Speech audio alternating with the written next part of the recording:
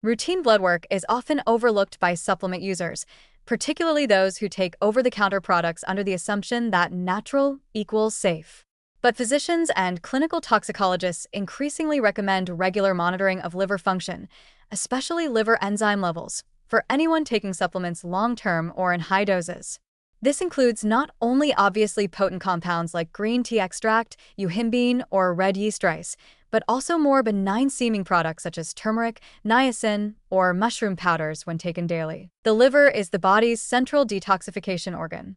It processes not just food and medications, but also herbal extracts, plant-derived compounds, and synthetic additives found in many dietary supplements.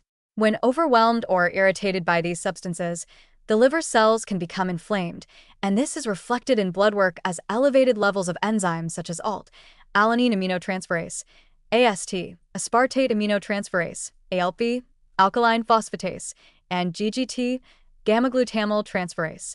These enzymes leak into the bloodstream when liver cells are damaged, often long before more visible symptoms like jaundice or abdominal pain appear. Doctors generally recommend that individuals who take daily supplements, especially those marketed for fat burning, cholesterol-lowering, liver detox, or athletic performance, undergo liver function tests, LFTs, every 6 to 12 months. These are simple blood tests that can detect early signs of hepatotoxicity. If caught early, most liver damage from supplements is reversible. But without monitoring, users may continue taking a harmful product until serious and potentially irreversible damage has occurred. This advice is even more critical for individuals who combine multiple supplements, stack them with medications, or use concentrated extracts. Many people unknowingly double up on hepatotoxic ingredients. For example, taking green tea extract, turmeric with piperine, and high-dose niacin all at once, each of which may slightly stress the liver on its own, but can overwhelm it in combination. Worse still, many products do not disclose full concentrations or standardized amounts, leaving users guessing about their true intake. It's also important to note that some liver injuries caused by supplements are idiosyncratic, meaning they don't follow a dose-response curve and instead depend on individual genetics, metabolism, or immune sensitivity. In these cases, even a low or recommended dose can trigger inflammation or liver cell death in a susceptible person. Regular testing becomes not just a safety net, but a form of early warning detection that could be life-saving. For example, niacin, vitamin B3, used in cholesterol-lowering doses can cause asymptomatic increases in ALT and AST, which, if undetected, may progress to liver inflammation or even failure. Similarly, EGCG from green tea extract is known to cause acute liver injury in some individuals, particularly when taken on an empty stomach or in high doses.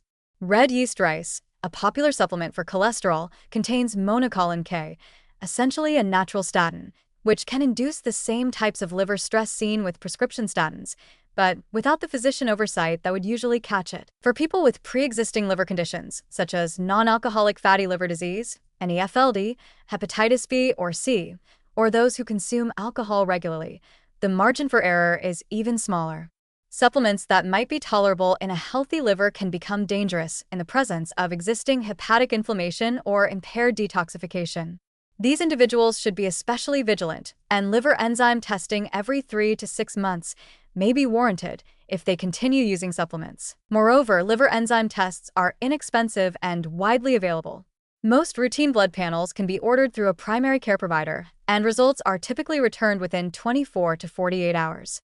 Elevated enzymes don't necessarily mean permanent damage, but they do provide an early signal that something needs to be reevaluated, whether that means stopping a supplement, lowering the dose, spacing products apart, or investigating other contributing factors like alcohol or medications. Unfortunately, many users are unaware of these risks and are not informed by supplement companies or influencers promoting their use.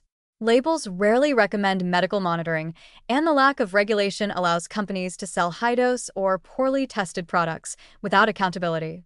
This places the burden of safety entirely on the user, a burden most people are not trained or equipped to carry. In essence, supplement use is not risk-free just because it's over-the-counter. Liver function monitoring offers a practical, science-based way to reduce that risk and detect problems early before they spiral into serious health events. For anyone taking supplements routinely, especially for goals like weight loss, muscle gain, or disease prevention, Testing liver enzymes every 6 to 12 months is not just wise, it may be essential.